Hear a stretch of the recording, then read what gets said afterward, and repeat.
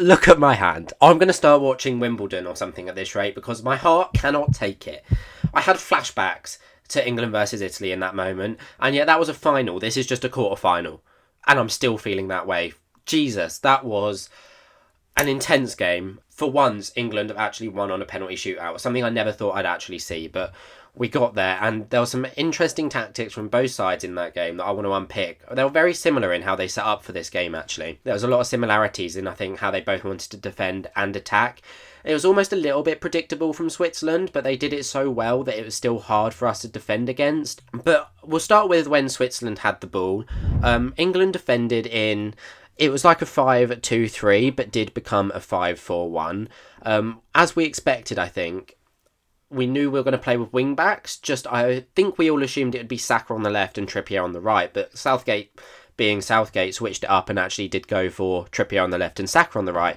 But we defended mostly in a 5-4-1 or a 5-2-3-1 at times, and Switzerland were pretty good at creating different rotational options in their 3-2-5 build shape, because they pushed, as expected, all their attackers high. Interestingly, Ibisha didn't stay, even though he was the left wing back, he didn't stay on the left. He actually inverted quite a lot of the time, and at sometimes he'd even come centrally, almost into this kind of position, which you wouldn't expect from the left wing back, and I think that kind of confused England a little bit, because instead, Rodriguez pushed higher, Cher pushed higher, Akanji, and it was actually Sacka who almost held back a little bit to provide that third defensive option, almost creating a 3-2-5 a bit like this, which doesn't really look like a 3-2-5, but it meant Vargas could come inside and Rodriguez could provide the width while they retained a 3 at the back shape.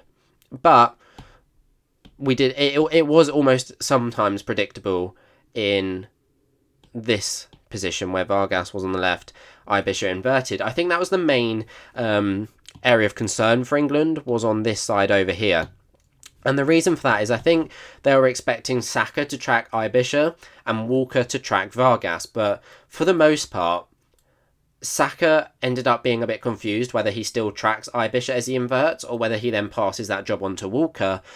And I think there was a little bit of a communication error in that situation. But what I really liked is when they did then allow something like this to happen, England were rather aggressive in their press at times. They were, despite what we've seen so far in the tournament, we know that they can be really poor in the press, pretty lazy, but they were pretty good at being aggressive, and Switzerland used Sommer really well in a build-up shape, because they weren't afraid to play it back to him, to use him as the extra man, which is different to what England did. But I really like this Ibisha movement. He definitely didn't do what we expected. He drifted in a lot of different positions. Sometimes he was even playing right wing. He came from that left wing back position and was playing far right of the attack.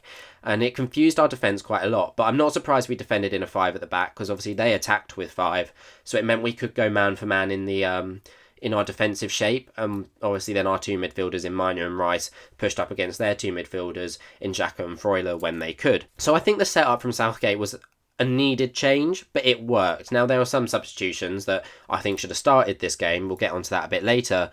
But I thought Switzerland did well in creating confusion in our back line. In reverse, we saw England do a pretty similar thing in that Switzerland defended in, let me drop it back, they defended in a 5-2-3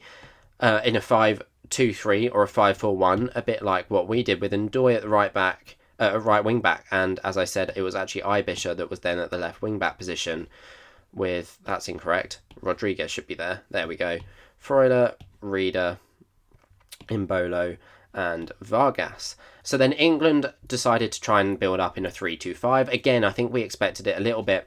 We saw a lot of interchanging movements between Bellingham and Foden. I think for the most part, Bellingham was meant to be on the left in the first half, but we saw this change quite often. Foden and Bellingham would be in the half spaces all the time. Foden was sometimes on the left and sometimes on the right, and the same with Bellingham. So that's where a bit of our confusion came. Obviously, then it allowed Saka to push high. Trippier, as expected, pushed high. Kane was actually quite deep. I think it was to try and drag Akanji out to make this kind of movement available from both Bellingham and Saka. So it meant that they can make these little inside runs from the half spaces to attack the box. We didn't see it that often, but Kane did drop deeper. I believe it was to try and attract Akanji out of his position, but anyway, we'll go with this 3-2-5 shape still. Rice and Mainu, obviously, is the midfield two, and I think Mainu had a brilliant game, and then Walker, Stones and Concert as the back three. Now, the difference is that when Switzerland did go and play on a high press, which they definitely did do, as you can see here, they also went man for man. The difference is that we weren't willing to use Pickford as the +1. When we did play it back to Pickford, it was mainly for him to then kick it long to try and hit Trippier, Bellingham, Saka, Foden, and occasionally Kane in these kind of positions to then try and get us in a 1-versus-1 situation. So we'll try and hit the ball long towards Bellingham so that he could try and keep the ball, make it stick, and then beat Cher in his 1-versus-1 to attack the box or take it out wide to put a cross into the box. And what I also really liked is that Bellingham, Kane and Foden did pin Rodriguez, Akanji and Schär. Not really deep, but deep enough that it then allowed Trippier and Saka this space in behind to attack, which pinned Ndoye and Ibisha deep. But it meant that the overlap was on quite often, as you can see from the average positions, because Kane, Foden and Bellingham were all pretty central, and Saka and Trippier provided that width up against the wing-backs where they could do their 1-versus-1s to try and then attack the byline to get the cut back in, or to provide a cross for the likes of Harry Kane and Bellingham. I know nothing came of that, but that seemed to be quite an obvious tactic that we were using.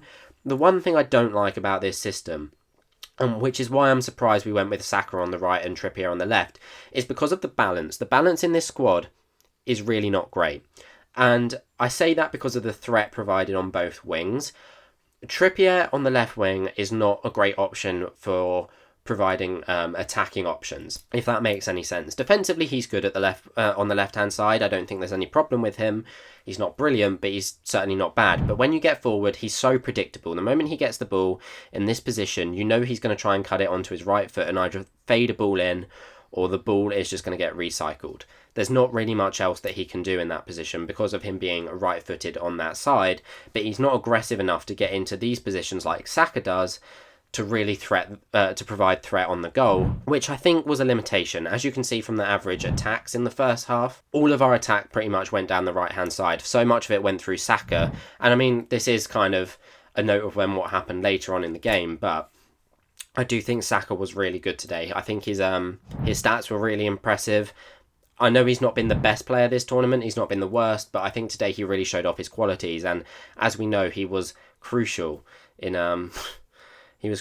getting us through this stage. We then saw some Switzerland subs where Rieder came out and Widmer came on, and I actually think Ndoye pushed higher and Widmer then went to right wing back, and also Zuba came on for Vargas, just a fresh pair of legs on that left-hand side. Pretty much did the same thing. Ibisha still went like this. Zuba pretty much held the width, although we did see Ibisha on the left a bit more after Zuba came on, because I think he's a bit more of a central. He's able to play centrally more as well. So he played alongside Mbolo as a second striker at times, and then Ibisha held the width. But then obviously, not long after that, it went 1-0, and all of our hearts broke a little bit. England were defending in, as we know, the 5-4-1 that we spoke about, in this position right here. Let me try and set it up. It was actually a little bit deeper, I think, compared to what I've got it here. It was a really deep, low block 5-4-1 that we were sat in. And as I said, we saw the Switzerland rotations, which then meant that we had actually, interestingly as well, Cher in a right mid position. So Ndoye was pushed high, and then Cher was in this kind of position, which I found really interesting, because then Akanji and Saka were the two that held back a little bit with Rodriguez, so we ended up with something a bit like this.